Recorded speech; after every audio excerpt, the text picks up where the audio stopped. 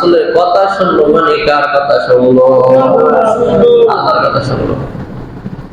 আল্লাহ রাসূলের কথা শুনলো মানে আল্লাহর কথাই শুনলো। রাসূলের আদর্শে জীবন গড়লো মানে আল্লাহর হুকুমের মধ্যে সে থাকলো, আল্লাহর রহমতের মধ্যে সে থাকলো, আল্লাহর সীমারেখার মধ্যে সে থাকলো। রাসূলের সুন্নাত থেকে যদি কেউ বেরিয়ে যায় সে ইসলাম থেকে বেরিয়ে যায়। ইসলাম থেকে কি হয়ে যায়? আল্লাহ তাআলা বলেন, লাকাদ কানা লাকুম ফি রাসূলিল্লাহি উসওয়াতুন হাসানাতুন লিমান কানা ইয়ারজুল্লাহা ওয়াল ইয়াউমাল আখির ওয়া যাকারাল্লাহা কাসীরা। আল্লাহ তাআলা বলতেছে, যে ব্যক্তি আল্লাহকে বিশ্বাস করে, যে ব্যক্তি চায় যে আল্লাহর সাথে আমার দেখা হবে, হিসাব দেওয়া লাগবে, এটা যে মনে করে, মনে প্রাণে বিশ্বাস করে যে আল্লাহর সাথে আমার দেখা হবে একদিন, সকল হিসাব আল্লাহর কাছে দেওয়া লাগবে, আর যে পরকালকে বিশ্বাস করে, বেশি বেশি আল্লাহর স্মরণ করে, সে ব্যক্তি রাসূলকে অনুসরণ করবে। তার জন্য রাসূলের মধ্যে রয়েছে উত্তম মনুষ্য। লাকাদ কানা লাকুম, আল্লাহ অবশ্যই তোমাদের জন্য রয়েছে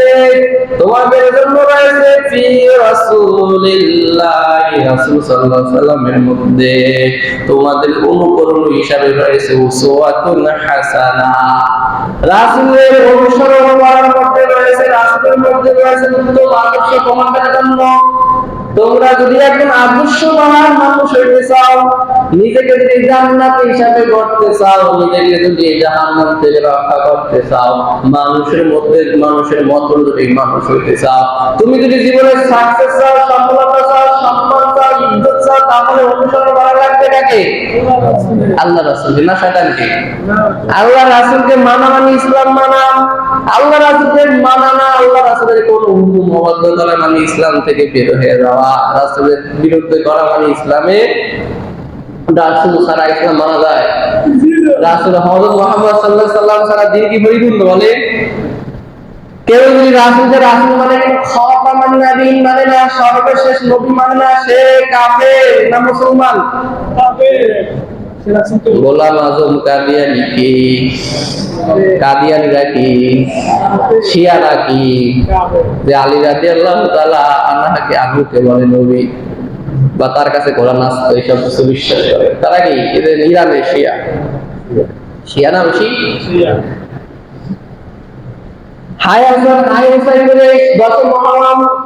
আসলে তারা নিজের শরীর কাছে, তাদের মধ্যে অনেক শিরক আছে। তারা রাসূলের পরিপূর্ণ অনুসরণ করতে পারে না। রাসূলের যদি একটা কথাকে যদি কেউ অস্বীকার করে যে রাসূলের এই কথাটা মানি না, এই হাদিসটা সহিহ হাদিস, সেটা কি জানি না, এটা অস্বীকার, রাসূলকে মানি না, তাহলে সে আর মুসলমান থাকতে পারলো না। রাসূলের অনুসরণ করার মধ্যে রয়েছে, রাসূলের মধ্যে রয়েছে তোমাদের জন্য উত্তম আদর্শ। এই আদর্শ আমরা পালন করবো কোথায়? শুধু মসজিদে জিলাপি দিই, জিলাপি খাই, মিঠাই বলে রাসূলের সুন্নাহ নাকি?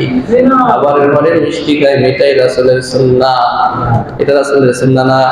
বাড়ি দিয়া রমজান মাসে হুজুরদের নিয়ে মিলাদ করাই, এটা রাসূলের সুন্নাহ। হুজুরদের নিয়ে মিলাদ করাই, সেই পড়া মিঠাই রাসূলের সুন্নাহ, এটাই কি রাসূলের সুন্নাহ বলে? জামার নাজারের সময় 3 টুকরা ছেলেদেরকে, পুরুষদেরকে আর মেয়েদেরকে 5 টুকরা কাপড় দিয়ে, এটাই শুধু রাসূলের সুন্নাহ, সুন্নাহ নাই?